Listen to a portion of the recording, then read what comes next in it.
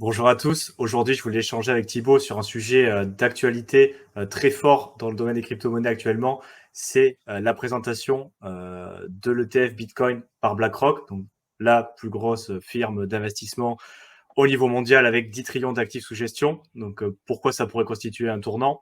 Alors, d'abord, rappeler quelques faits pour mettre un peu dans le contexte pour ceux qui ont pas suivi. Donc, alors, ça fait peut-être la semaine dernière ou il y a peut-être 2 semaines, il y a eu une demande d'ETF spot sur Bitcoin. Alors après, peut-être Thibaut, tu m'as dit que tu avais des infos à partager. On verra ça peut-être un peu la différence sur différents véhicules d'investissement qui pourraient être proposés. Donc ça, on le verra après, qui a été déposé auprès de la SEC. Donc ce qu'il faut savoir, c'est que jusqu'à présent, toutes les demandes, ça fait 10 ans déjà qu'il y a des acteurs du domaine des crypto-monnaies, tels que les frères Winklevoss, qui demandent des autorisations d'ETF spot en Bitcoin, qui ont toujours été refusées par la SEC, dont le gendarme américain des marchés financiers, qui en principe, son mandat est le contrôle des securities, donc ce qui pourrait être considéré un peu comme les titres, les actions des entreprises, mais qui essaie de plus en plus d'avoir son mot à dire dans le domaine des crypto-monnaies.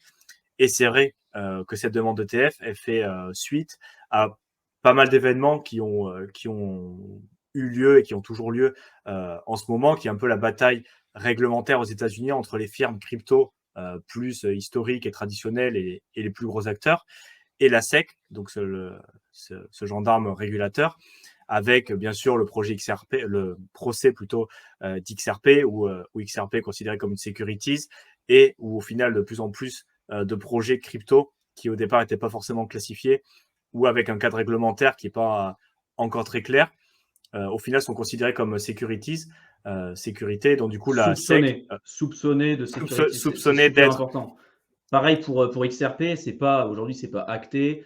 Pareil pour tous les projets, c'est suspicion d'être des securities et du coup, c'est au projet de prouver entre guillemets qu'ils ne le sont pas. C'est pas la SEC de prouver que c'est eux des securities, c'est de se dire: «Tiens, on suspecte que vous l'êtes, à vous de prouver que vous ne l'êtes pas, quoi». Exactement, donc c'est bien de le préciser. Après, c'est le système judiciaire à l'américaine, donc on t'accuse, n'importe qui peut accuser n'importe qui de quoi que ce soit, et c'est au défendant de prouver qu'il n'est pas coupable. Donc c'est un peu l'inverse de notre système à nous, il y a la présomption d'innocence, et c'est vrai que des fois, bon, ça peut amener à des cas un peu compliqués.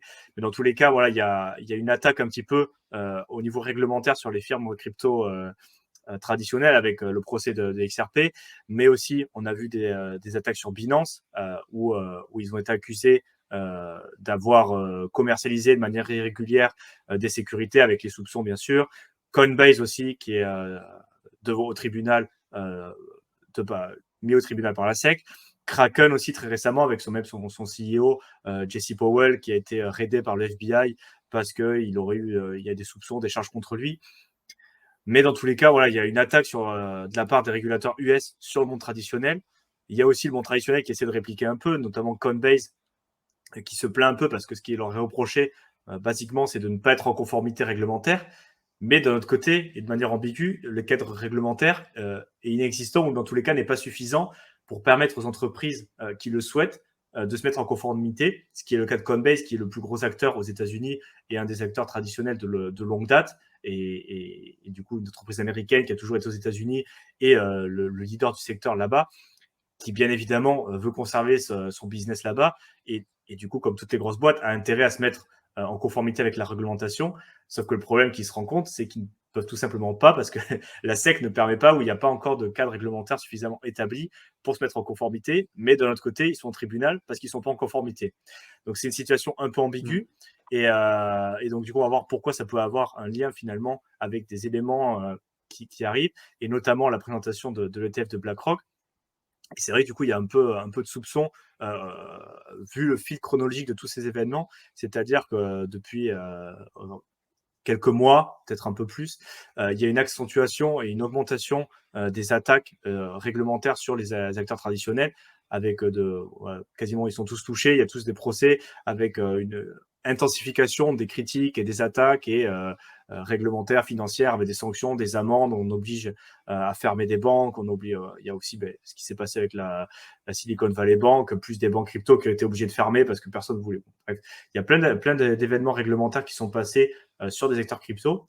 Et du coup, vu la présentation de l'ETF de BlackRock et plusieurs firmes aussi de finances traditionnelles qui demandent des produits financiers basés sur Bitcoin, on pourrait se demander, et une suspicion actuellement de la part de l'écosystème crypto, c'est est-ce qu'au final, il n'y aurait pas une collusion entre ces grosses firmes traditionnelles et les agences réglementaires pour permettre à ces nouveaux acteurs qui pourraient vouloir rentrer sur Bitcoin, mais tout simplement d'éliminer la concurrence actuelle qui serait représentée par les acteurs historiques et traditionnels tels que Binance, Coinbase, Kraken, et en même temps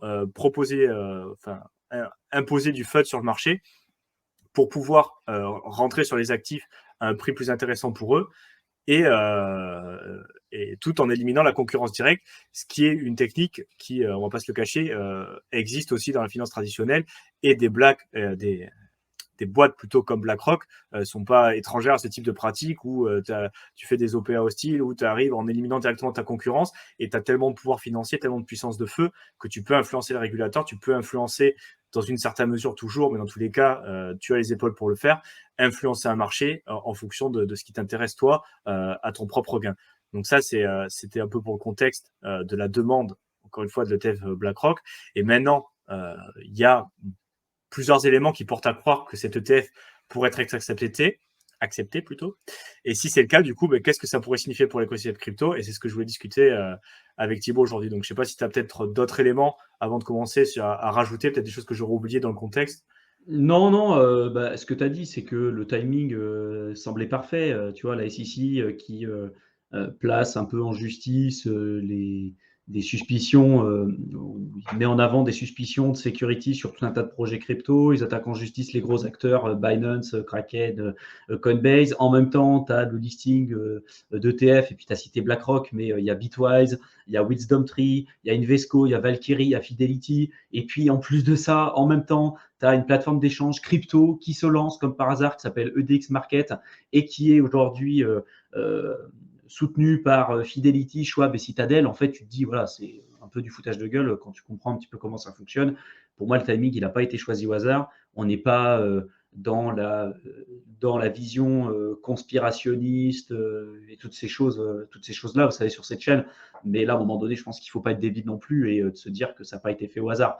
À un moment donné, il y a une attaque massive pour permettre de faire de la place à des gros aujourd'hui qui ont le moyen de pouvoir le faire, qui ont, je pense, le moyen aussi de pouvoir influencer la politique, de pouvoir influencer la réglementation, etc. Et pour pouvoir juste leur permettre d'avoir une main encore un peu plus importante et de se faire une place plus intéressante et significative sur un marché qui sera là pour rester dans les prochaines années, parce que la crypto, de manière générale, fera partie intégrante de nos vies, et ça le prouve encore une fois de plus. Est-ce que ça sera la même vision que pouvaient avoir les cypherpunks il y a quelques années en arrière, quand Satoshi Nakamoto a mis au grand jour le white paper de Bitcoin, à la vision qu'on va avoir peut-être et celle qu'on va vivre dans les prochaines années? Je ne suis pas convaincu, mais voilà, ça fera partie un petit peu des choses qu'on découvrira ensemble de toute façon. Oui, et puis après, tout ça pour compléter, c'est des pratiques qui existent déjà dans le monde traditionnel depuis très longtemps, donc c'est pas non plus surprenant que les acteurs continuent d'agir de telle manière. Je veux dire, si tu as le moyen financier d'influencer certaines décisions, que ce soit politiques, réglementaires, les grosses boîtes, ils le font. Après que ça Oui, soit c'est clair, il y a du même lobbying. les GAFA sur des pratiques monopolistiques, ou même on en a Apple qui bloque les applications concurrentes ou qui imposent des frais exorbitants. Voilà, c'est quand tu es dans une position de monopole ou dans une position qui te permet de prendre avantage, d'éliminer ou de limiter l'accès à la concurrence à ton marché, c'est des choses qui se font. Donc c'est pas étonnant non plus, peut-être que la crypto jusqu'à présent était relativement épargnée, même si entre les acteurs centralisés, il s'est passé aussi pas mal de choses, hein, notamment entre Binance, FTX. Voilà, il y a les pratiques commerciales ou stratégiques agressives, ça a toujours existé. Et donc, c'est pas forcément non plus surprenant que certains acteurs décident, pourquoi pas, de rentrer sur le domaine de la crypto-monnaie et d'appliquer des stratégies qui ont toujours existé. Et voilà, tout simplement en leur permettant de rentrer sur un marché qu'ils ont peut-être loupé le coche, entre guillemets. Ils se disent, au final, ça nous intéresse quand même de rentrer. On va faire en sorte de se tailler une bonne place, et tant pis s'il y a de la casse, quoi, parce que c'est quelque chose qui leur est très familier, quoi. C'est comme ça qui procède pour beaucoup d'entre eux. Donc, c'est pas non plus quelque chose de nouveau. Alors, c'est peut-être nouveau dans le domaine de la crypto et à cette échelle-là, mais c'est pas non plus quelque chose de nouveau dans le domaine des entreprises, des marchés financiers, c'est quelque chose qui est assez courant. Donc bon, ça c'est aussi il faut le remarquer. Et du coup, après, qu'est-ce que ça pourrait signifier que BlackRock, du coup, et son ETF. Après, je sais pas si tu veux peut-être parler ce qu'on avait dit en off au début, présenter ce que pourrait être concrètement ce qu'ils ont présenté, parce que tu me disais que c'était pas peut-être un ETF spot, donc ça voudrait dire un ETF spot donc, qui est basé sur le produit, l'actif en lui-même, donc ça voudrait dire entre autres que toutes ces grosses boîtes seraient obligées d'acheter du Bitcoin pour pouvoir backer, supporter leur ETF. Donc on va voir ça si tu veux. Tu peux Ouais, te c'est rapidement en fait faire la distinction entre, parce que beaucoup de gens disent ETF spot Bitcoin. En fait, là, on parle plutôt d'un trust. Mais il y a quand même plusieurs choses à avoir en tête pour ce qui est fixé en fait pour BlackRock. Là, je vous ai mis sur la gauche la demande d'enregistrement par BlackRock auprès de la SEC. Et déjà, ce qu'il faut connaître, c'est quand on parle d'ETF, il y a deux gros types d'ETF. Il y a les ETF spot, donc dits au comptant, et les ETF futurs, pardon, où on parle des ETF ou des contrats à terme. Donc les ETF spot se négocient sur la base du prix du Bitcoin directement, et le Bitcoin, pour le coup, c'est vraiment le sous-jacent. À l'inverse, les ETF futurs suivent le cours des contrats à terme d'un actif et non de l'actif lui-même. L'évolution de la performance n'est donc pas directement corrélée au prix de l'actif visé, ici le Bitcoin. Donc on peut avoir avec des ETF futurs une décorrélation entre le cours du Bitcoin et finalement le prix de l'ETF classique. À l'heure actuelle, la SEC des États-Unis a approuvé plusieurs ETF Bitcoin futurs, dont même certains ETF leverage, mais aucun ETF, donc leverage c'est avec effet de levier, mais aucun ETF Bitcoin Spot, malgré de nombreuses tentatives de sociétés, également aussi comme Grayscale. Parce que tu as parlé de Gemini avec les frères Winklevoss, mais il faut savoir que Grayscale, aujourd'hui, qui est le plus gros trust qu'on retrouve dans la crypto, à l'heure actuelle en tout cas, a essayé de lancer plusieurs enregistrements auprès de la SEC, mais à chaque fois ça a été refusé. Donc ici, la demande de BlackRock porterait pour un ETF spot, mais attention, vous voyez que je vous ai mis là à l'écran, j'ai encadré iShares, donc c'est une sous-filiale en fait de BlackRock qui émet tout un tas d'ETF aujourd'hui qui existent sur le marché, et on parle de Bitcoin Trust pour le coup. Donc attention, on parle de trust. Contrairement à un ETF classique, un trust, c'est une structure juridique ou une entreprise qui va détenir des actifs pour le bénéfice d'un tiers. Un trust est bien moins liquide qu'un ETF, ce qui signifie qu'il est plus facile d'acheter et de vendre un ETF qu'un trust. Aussi, à l'inverse d'un ETF Bitcoin Spot, un trust Bitcoin ne suit pas obligatoirement le prix du sous-jacent, en l'occurrence là pour le coup le Bitcoin. Il n'existe pas encore d'ETF Spot Bitcoin, mais il existe déjà un trust, celui de Grayscale avec le GBTC qu'on a évoqué à plusieurs reprises sur cette chaîne. Et dans le cas, par exemple, du GBTC de Grayscale, les investisseurs ne peuvent pas racheter leur part contre des bitcoins. C'est-à-dire qu'aujourd'hui, vous êtes institutionnel, pas particulier, mais vous êtes institutionnel, vous voulez être exposé à du Bitcoin sans pour autant pouvoir en détenir, parce que réglementairement parlant, il y a quand même pas mal de contraintes.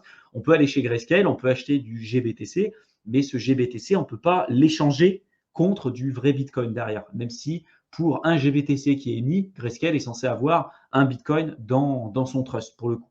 Mais comme je l'ai mis à l'écran, il n'y a pas de rachat, il n'y a pas d'arbitrage possible, ce qui rend finalement, donc d'arbitrage entre le GBTC et le Bitcoin, ce qui rend quasiment impossible le maintien du prix du produit proche de sa valeur réelle. C'est pour ça que pour le GBTC, là je vous ai mis à l'écran le cours sur The Block, on a des fois un premium en bull market parce que les institutionnels veulent s'exposer à du Bitcoin et ils sont prêts à payer un premium pour s'exposer à du Bitcoin et notamment du GBTC pour des questions réglementaires, mais ils ne peuvent pas mais en bear market, on va avoir plutôt un discount, donc une baisse du GBTC par rapport au cours classique du Bitcoin, parce qu'il y aura un désintérêt, je pense, de la part des institutionnels, et parce qu'encore une fois, on ne peut pas avoir cet arbitrage. Donc à l'inverse, là, donc j'ai mis le GBTC évolue par exemple aujourd'hui à une valeur de 37% inférieure à celle du Bitcoin. À l'inverse, le document présenté par BlackRock auprès de la SEC atteste que les parts peuvent être créées et rachetées de façon continue, permettant un arbitrage similaire à celui d'un ETF. C'est-à-dire que là, ça sera pas mal. Il y aura la possibilité de faire de l'arbitrage, il y aura la possibilité d'échanger les parts. Là, ce sera peut-être pas du GBTC, mais ça sera autre chose. Et il y aura la possibilité, du coup, d'échanger ces produits dérivés, ou en tout cas ce Bitcoin tokenisé sous la forme institutionnalisée pour permettre à ces gros acteurs de pouvoir rentrer. Mais il y aura cette possibilité d'arbitrage, donc on retrouvera les moins de contraintes par rapport à celles qu'on avait en tout cas avec le GBTC de Grayscale. Et il y a une autre différence, c'est que Si la demande de BlackRock est approuvée par la SEC, le produit proposé sera listé aussi au Nasdaq, la deuxième plus importante place de marché action aux États-Unis. La cotation est une caractéristique typique des ETF, contrairement au GBTC, qui s'échangent de gré à gré. Parce que si vous voulez être exposé au GBTC, pour pouvoir l'échanger, vous êtes obligé de l'échanger de personne à personne, une institution avec une autre institution, ou un professionnel contre un autre professionnel, mais vous ne pourrez pas le faire de la même manière qu'on peut le faire aujourd'hui sur des plateformes d'échange comme le Nasdaq ou autre. Donc là, on aura une vraie cotation, un vrai listing sur des plateformes connues comme le Nasdaq. Donc, en résumé, le produit proposé par BlackRock n'est pas un ETF spot à proprement parler, mais plutôt au même titre, qui va fonctionner en tout cas au même titre qu'un trust. Il y a bien la détention et la gestion par une entreprise des actifs pour le bénéfice d'un tiers. En revanche, il sera perçu et commercialisé comme un ETF spot. C'est des différences qui ne sont pas forcément ultra gigantesques en tout cas, mais je pense que c'est important d'avoir les vrais éléments en tête parce qu'il y a beaucoup de gens qui vont dire que c'est un ETF spot, ce n'est pas le cas.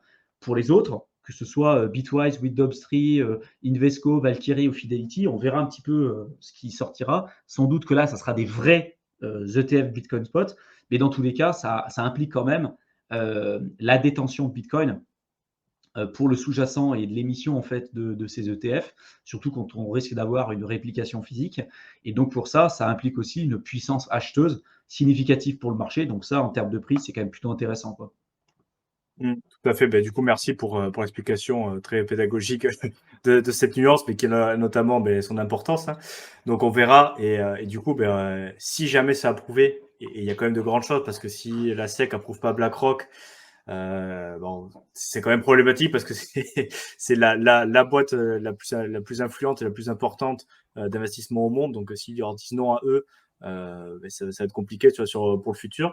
Mais bien évidemment, une des narratives qu'on voit beaucoup, schéma narratif plutôt, qu'on voit pas mal circuler, c'est que l'ETF de BlackRock va passer, plus ceux de toutes les autres grosses boîtes d'investissement en suivant. Donc, ils vont ouvrir la voie et les autres boîtes vont suivre. Et du coup, comme ça serait dans la plupart des cas ce qui est pressenti un ETF spot, toutes ces grosses boîtes d'investissement devraient acheter du Bitcoin sur le marché pour pouvoir backer leur ETF avec un ratio 1-1 du coup. Et du coup, ça ferait monter le prix. Après, ici, moi, je serais plutôt d'accord si ce scénario se passe, ça pourrait, et ça a déjà, je pense, déjà commencé à faire un peu augmenter le prix en partie. Par contre, rappelez aussi que c'est des boîtes qui ne sont pas non plus débutants, c'est même plutôt les plus gros professionnels au monde. Donc, ils ont plein de stratégies, notamment faire du fun sur le marché, rentrer petit à petit, rentrer doutez bien qu'ils vont pas aller sur Binance et mettre des ordres au marché. Il y a des opérations en off, même en ligne. OTC, hein. Voilà, en OTC, over the counter. Il y a même ils vont voir directement les prestataires pour avoir des deals différemment. Ils vont pas faire leur KYC sur Binance ou sur Kraken pour acheter, pour acheter en spot directement. Donc, ils sont peut-être déjà exposés bien plus que ce qu'on croit au BTC. Pourquoi pas, parce qu'on peut-être vous rappeler de Tesla, mais quand ils ont annoncé ce qu'ils avaient acheté, c'était des achats qui avaient été faits sur les peut-être 6-8 derniers mois, et c'était passé relativement inaperçu. Après, en investissant et tout, en recherchant plutôt sur la blockchain ce qui s'était passé, ils ont pu retrouver des traces et tout, mais c'était pas une grosse bougie verte qui correspond aux achats. C'était plus la bougie verte qui correspond à l'annonce de l'achat dans tous les cas, mais du coup c'était pas l'achat en lui-même qui était moteur d'une grosse montée du prix. Donc après, il faudra voir aussi, parce que vous doutez bien que ce sera plutôt ce genre d'opération qui sera privilégié, plutôt que BlackRock qui va se connecter, qui va faire une grosse bougie en achetant au marché. Vous doutez bien qu'il y aura des stratégies beaucoup plus élaborées, même si dans l'ensemble, c'est vrai que ces acteurs d'une manière ou d'une autre, et si c'est ce type de produit, donc il y a beaucoup de si, encore une fois, c'est très, on est dans la spéculation, même s'il y a des éléments qui poussent à croire ça. Bien évidemment, pour le prix à court terme, ça peut être quelque chose de positif. Après, par contre, on l'a un peu abordé aussi sur les produits financiers. Sur le long terme, qu'est-ce que ça peut donner? On est dans la spéculation sur le court terme, mais sur le long terme, alors là, c'est vraiment, on avance vraiment à l'aveuglette. Mais c'est vrai que moi, je voulais donner l'exemple, par exemple, du marché de l'or, des métaux précieux, où pour le coup, il y a beaucoup plus de produits dérivés, de produits synthétiques, de produits financiers, de véhicules d'investissement qui sont basés sur des futurs, sur des marchés de leur papier, entre guillemets. Donc, c'est pas l'actif n'est pas détenu physiquement avec un ratio 1-1 par ces structures ou ces entreprises qui proposent ce type de produit. C'est justement basé au départ sur un produit qui lui-même constitue la base d'un autre produit synthétique qui lui-même rentre dans un paquet de produits. Et au final, on se retrouve avec un marché où la majorité du volume échangé, c'est pas sur l'actif lui-même, mais sur les contrats futurs, sur les options, sur des produits synthétiques qui suivent d'une manière ou d'une autre le prix de l'actif, mais qui ne sont pas directement corrélés avec, comme tu l'as dit, des premiums en bull market, mais aussi des fois des premiums enfin des discounts à la baisse par rapport à l'actif en physique. Et cette situation permet aussi, et c'est quelque chose qui est totalement connu sur l'or, Suppresser de le prix, faire quoi. exactement de faire baisser ou de contrôler le prix d'un actif en faisant baisser ou augmenter artificiellement la demande ou le volume d'intérêt pour un actif à travers ces contrats futurs, bien qu'il existe peut-être voilà pour je sais pas un exemple 10 tonnes d'or qui sont échangées sur les contrats futurs, elle est peut-être baquée par même pas une tonne d'or dans la réalité. Donc il y a parce que on va pas rentrer dans le détail non plus, mais à chaque fois tu peux soit prendre livraison, soit rouler ton contrat et tout, mais du coup c'est toujours il y a très peu de personnes, les grosses boîtes d'investissement, vous doutez bien que quand le contrat arrive à échéance, ils vont pas demander la livraison d'une palette d'or à leur centrale. Il y a toujours un roulement, soit ils le rééchangent et ils roulent le contrat ou ils le revendent à perte en gamme. C'est toute une spéculation sans jamais prendre en possession ou sans jamais avoir à toucher ou à manœuvrer l'actif en physique. Donc je pense que sur le long terme, il y a aussi ce point de vigilance à avoir. Ou sur d'autres marchés plus traditionnels, et c'est ce qui se passe. En gros, tu as des acteurs traditionnels et très établis qui échangent avec beaucoup de techniques, avec beaucoup de complexité, des produits financiers très complexes, et au final, qui prennent un peu le contrôle ou qui ont une grande influence sur le prix d'un actif, alors qu'ils ne détiennent même pas forcément l'actif en question. Donc, c'est quelque chose qui n'est pas forcément très connu. On rentre vite sur des choses qui sont assez complexes, qui sont pas débattues du tout sur l'investissement débutant, mais c'est quand même un point de vigilance plus pour le long terme parce que c'est des pratiques encore une fois qui sont assez communes sur le monde traditionnel et donc voilà, il n'y a aucune raison que ces acteurs qui agissent comme ça depuis très longtemps décident d'agir autrement pour la crypto. Donc c'est aussi un point de vigilance par rapport à c'est bon, les institutionnels arrivent, ça va pumper et puis et puis rien d'autre. Il y a aussi d'autres paramètres à tenir en compte. Donc, encore une fois, c'est de la spéculation, mais c'est quand même un point de vigilance et à voir comment ça Ah, évolue. après, il y a un avantage aussi, à ça, plus globalement, c'est que c'est ce qu'on disait sur une autre vidéo qu'on a tournée ensemble, mais ça va permettre d'apporter peut-être plus de crédibilité à la crypto que ce que ça n'avait, au niveau des personnes qui n'étaient pas du tout dans cet écosystème, tu vois? Pour la majorité des gens, quand tu dis, que tu investis en crypto aujourd'hui, même encore aujourd'hui, hein, tu passes pour un guignol. Heu, pour ceux qui sont, on va dire, un minimum sérieux dans leur investissement, il y en a beaucoup qui sont pas du tout dans la crypto parce qu'aujourd'hui, la presse, tout ce qu'on retrouve, tu vois, c'est que des mauvaises news, c'est que des hacks, c'est que des scams, c'est que des arnaques et donc en fait, si tu te plonges pas vraiment dans le truc, tu as vite tendance à penser que en fait, c'est que de la merde, ce que tu retrouves dans la crypto. Mais le fait que tu aies des grosses institutions, un processus d'onboarding qui soit peut-être beaucoup plus simple avec, des grosses têtes, tu vois, comme BlackRock, avec Larry Flinch qui est le CEO de BlackRock qui dit, à la télévision, bah, Bitcoin en fait, c'est l'or 2.0. Bah, voilà, c'est pas monsieur et madame tout le monde, quoi. C'est le CEO de BlackRock, c'est le gars qui gère, 10 trillions d'actifs, sous gestion.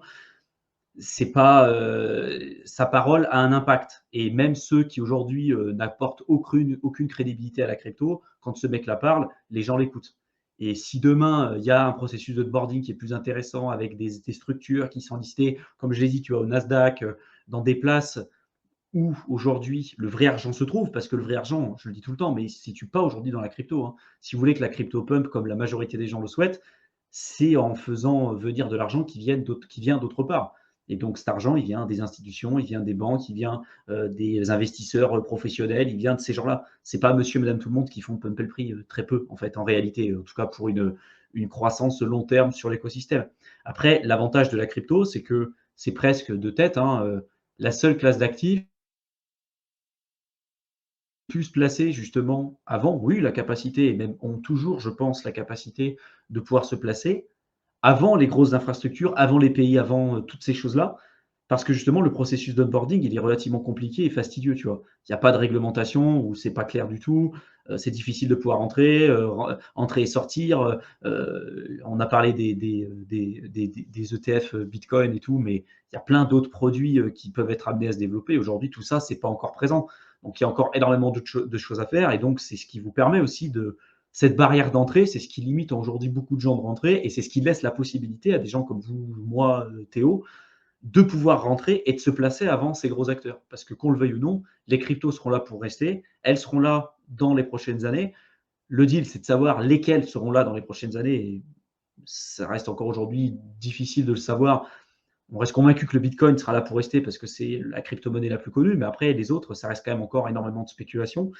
Et je pense que au fond, ça permet quand même d'apporter une publicité qui sera moins basée sur, tu vois, les vieux shitcoins, les meme coins. Quand on parle de crypto, c'est de dire, tiens, il y a le PP coin qui a pumpé. En fait, tu vois, tu perds toute la crédibilité et toutes les bonnes informations qui souhaitent être véhiculées et la bonne philosophie qui souhaite être véhiculée par la crypto. En fait, tu perds le bon truc pour avoir la mauvaise presse et tout ce qu'on connaît en fait aujourd'hui. Donc, je pense qu'à terme, ça peut apporter un outil supplémentaire, encore un peu plus de crédibilité. Après, est-ce que sur le long terme, ça va permettre de soutenir le prix? Comme tu l'as dit, avec les produits dérivés et tout, on n'en a aucune idée, quoi. Donc, vraiment, soyez attention. Et en 2017, ils disaient la même chose avec Bact, hein.